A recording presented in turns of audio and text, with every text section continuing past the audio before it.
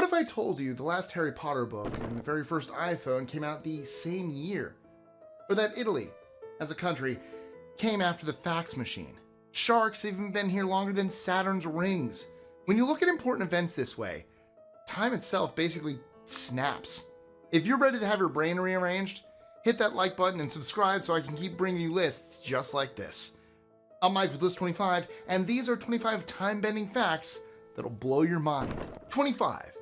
Harry Potter and the iPhone. If you grew up in the 90s like me, you'll know the summer of 2007 gave the world two very important milestones that could not be more different. On one side, people everywhere lined up for the release of Harry Potter and the Deathly Hallows, the final chapter in a series that had dominated a decade. On the other side, Steve Jobs gave us the first iPhone, the device that would reshape how we live, work, and do just about everything else. 2007 was a big year for other things too. Amazon rolled out the first Kindle that fall, and Netflix started its streaming service. So 1 year closed the book on a fantasy epic while also handing us the toys that would pull people away from paper altogether, which was kind of cruel timing if you happen to own a bookstore. 24. The world's first McDonald's opened 5 days before Auschwitz opened its gates. The image we have of McDonald's today is usually tied to the shiny post-war boom of 1950s America. But the first restaurant actually opened a lot earlier. Richard and Maurice McDonald opened their first small drive-in in San Bernardino, California on May 15, 1940.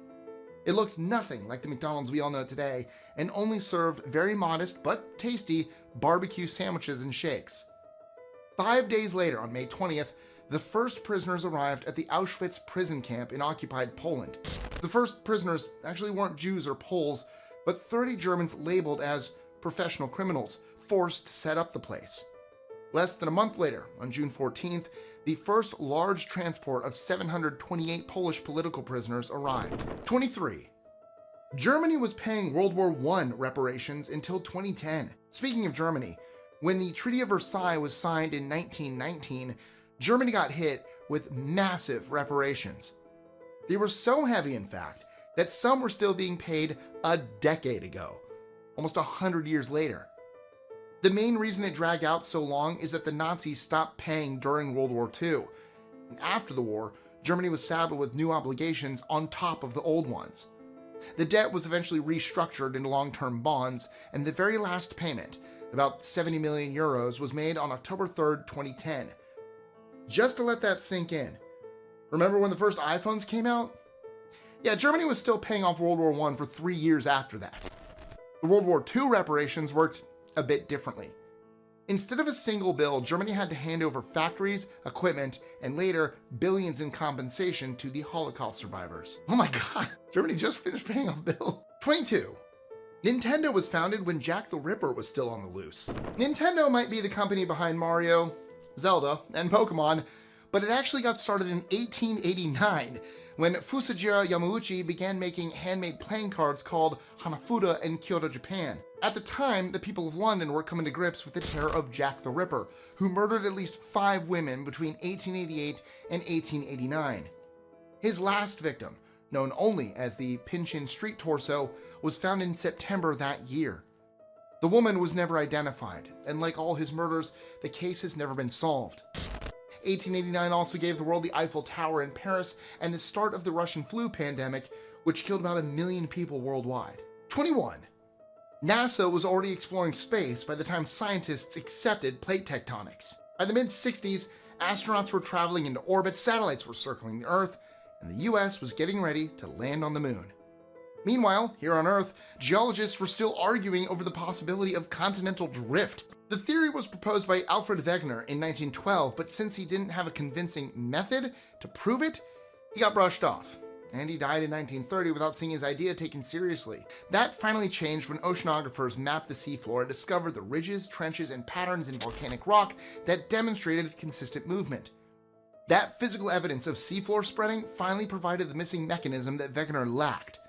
And by 1967, the modern theory of plate tectonics was finally accepted. If only we could get people to accept that we landed on the moon. 2 steps forward, 1 step back. Ow! 20. The Colosseum opened the same time the Gospel of Luke was being written. The Colosseum, or Flavian Amphitheater, was officially opened in 80 CE, with games that ran for 100 straight days.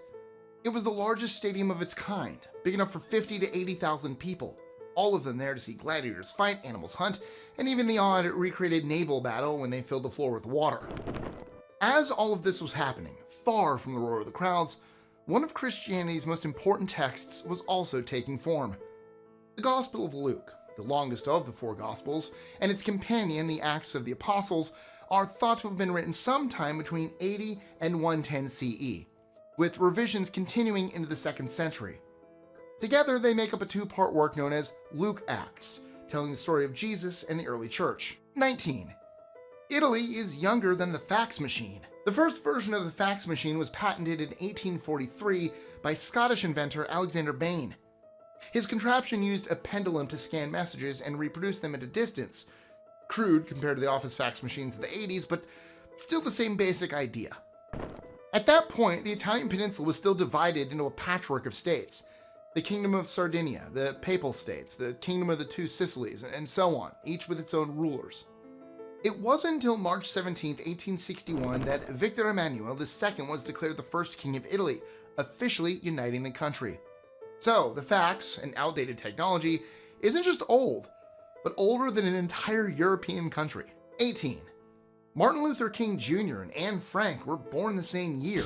Martin Luther King Jr. was born in Atlanta in January 1929. Just 5 months later, Anne Frank was born in Frankfurt, Germany. Their two paths could not have been more different. And yet, both became enduring symbols of resistance.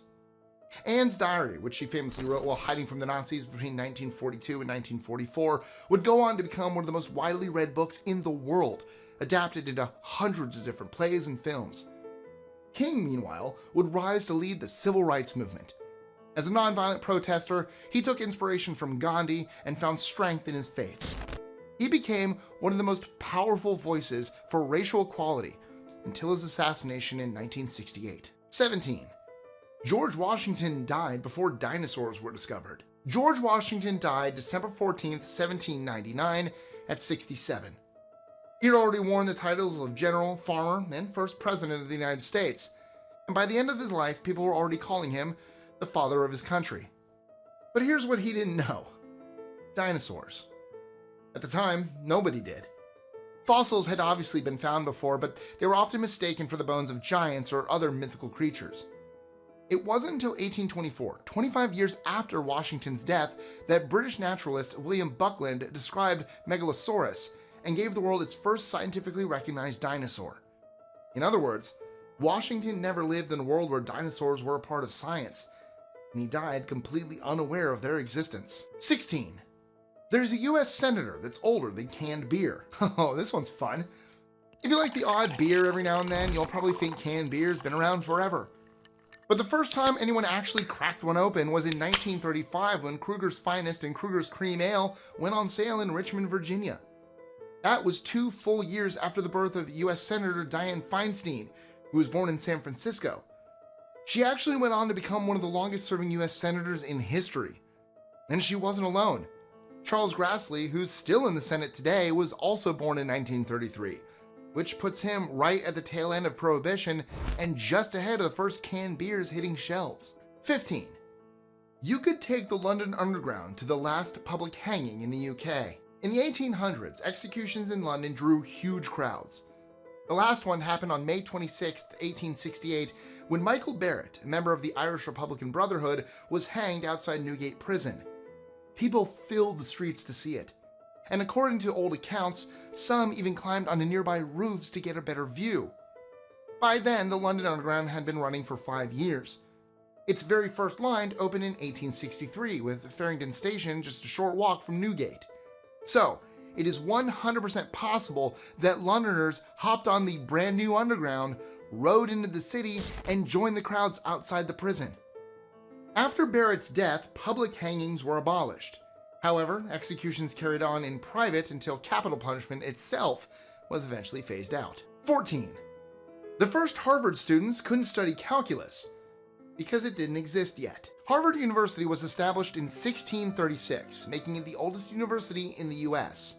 But if you enrolled then, You wouldn't have seen calculus anywhere in the curriculum. At the time, Harvard's focus was on classical learning. The students memorized things like Latin and Greek, debated theology, worked through logic, and studied Euclidean geometry. The calculus breakthrough only came later in the 17th century, when Isaac Newton in England and Gottfried Wilhelm Leibniz in Germany each developed their own versions. Leibniz published his findings in 1684, while Newton's Principia appeared in 1687. So Harvard's earliest scholars could read Aristotle and explore geometry, but they lived in a world where the math that would become the backbone of modern physics, engineering, and science simply hadn't been invented yet. By the time Newton and Leibniz's calculus finally made it into universities, Harvard had already been teaching for almost 50 years. 13.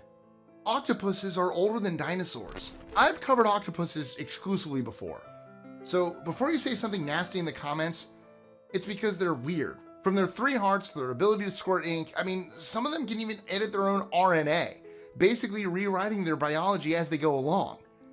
If you've ever looked for an excuse to believe in the idea of panspermia, the theory that life might have arrived from outer space, the octopus is Exhibit A. Fossil evidence traces their oldest ancestors back to about 296 million years.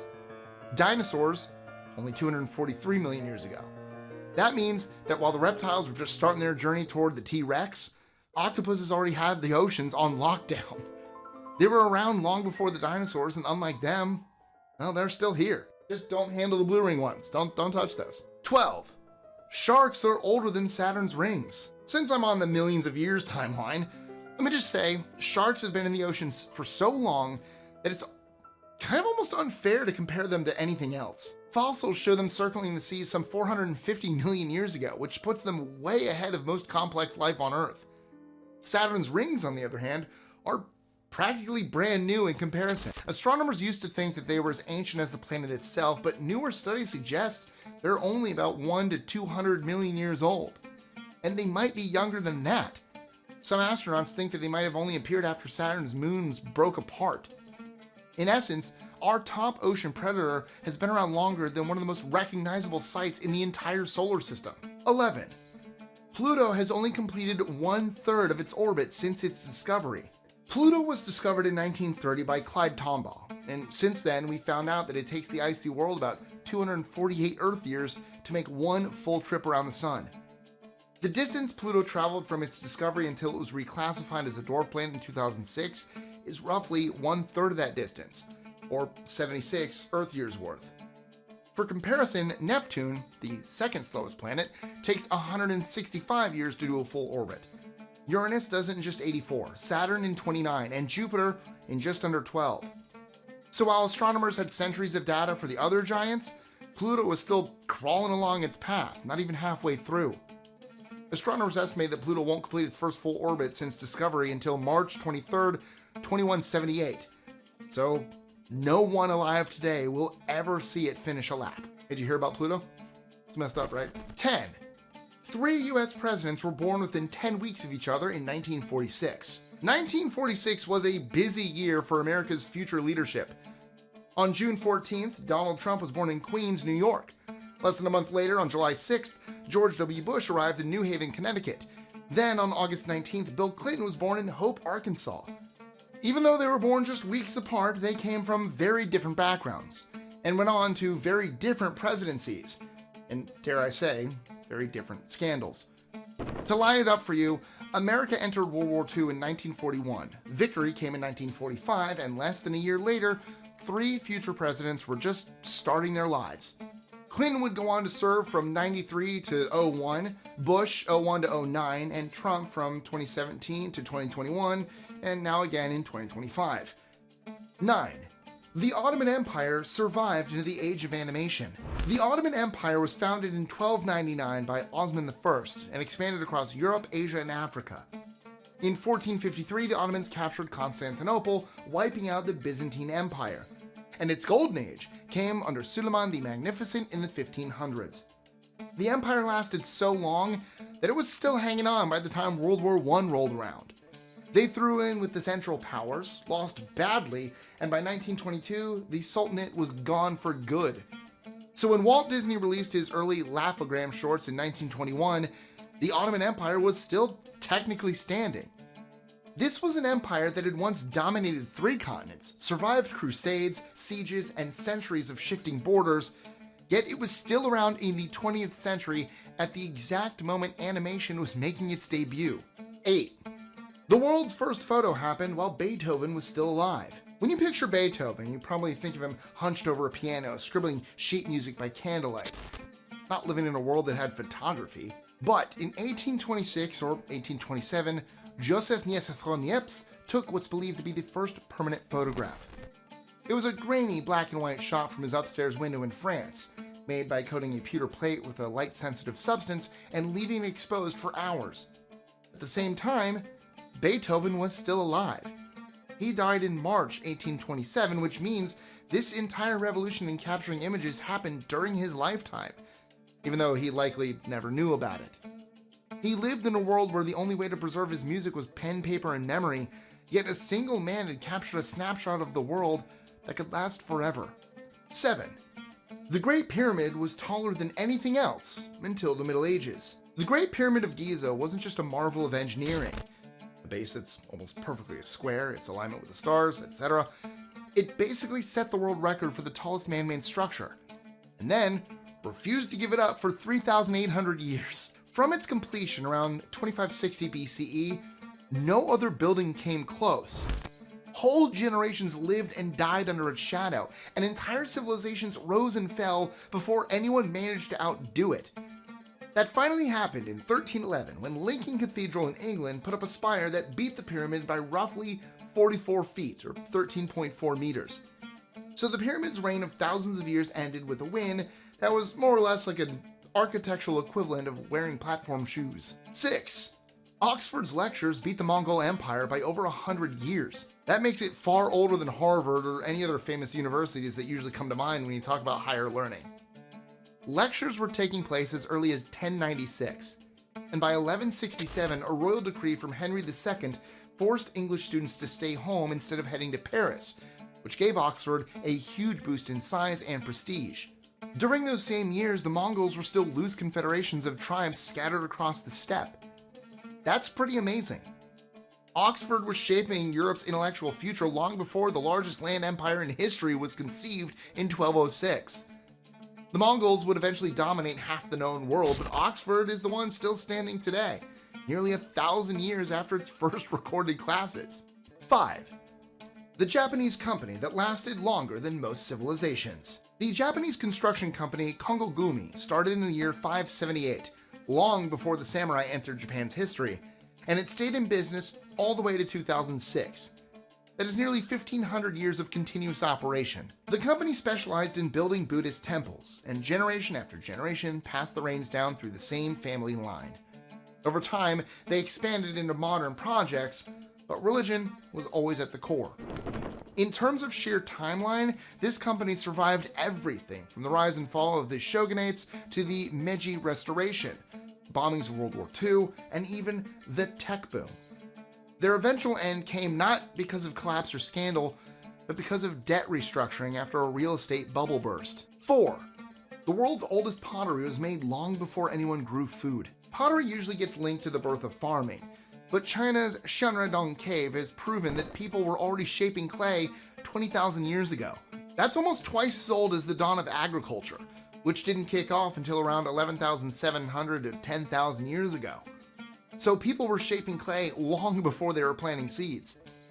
The pieces we've discovered are rough and clearly utilitarian, and researchers believe that they were used for cooking, especially for boiling food, which was a major upgrade over just roasting meat on a fire. That means pottery was a kitchen invention first, not a farming one. It messes with the sequence we usually have in our heads. Instead of farming or driving pottery, it looks like our need to cook better meals pushed people to experiment with clay. 3. The 10th US president had a grandson who is still alive in May 2025. John Tyler was America's 10th president, born all the way back in 1790, a time when the United States was still figuring out how to run itself, and the White House didn't even have electricity nor running water. The incredible bit is that one of his grandsons lived until May 2025. His name was Harrison Ruffin Tyler, and he carried the family line into our own century. That's not great lineage or anything like that.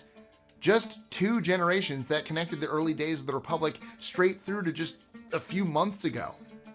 Tyler himself was born only a year after George Washington's presidency ended, and yet his grandson lived long enough to see space tourism become, sort of, a thing. 2. Mammoths outlived the first written words. When we think of mammoths, we usually picture Ice Age animals that were dead and gone tens of thousands of years ago.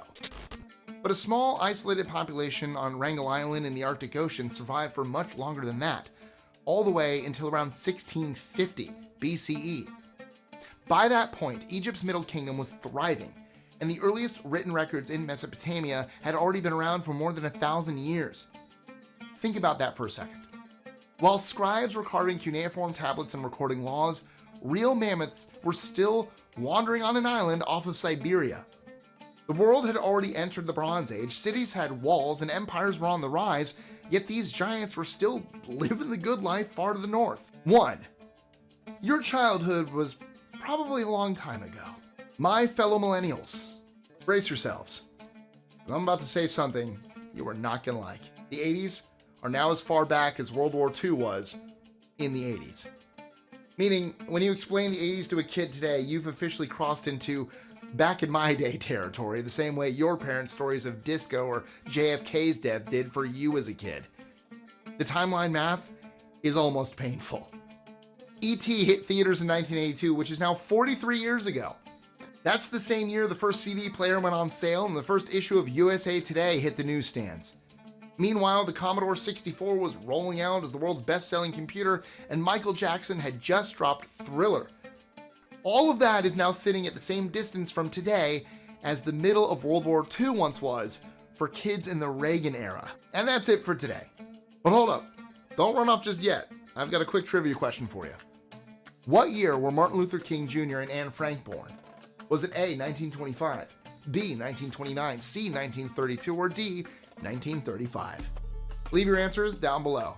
And while you're there, tell me which one of today's facts you love the most. And if today's list left you hungry for more, well, you'll love our related video, 25 facts people just learned that are so awesome. I covered how scientists stored a GIF inside bacteria's DNA, talked about a German town where the rent hasn't gone up in half a millennium, and how a Canadian teen discovered his parents were KGB spies. I kid you not. That link will pop up right here in just a few seconds. As always, thank you guys so much for watching. Like, share, comment, subscribe, notification bell, and I'll catch you next time. Get it? Because this one was about time.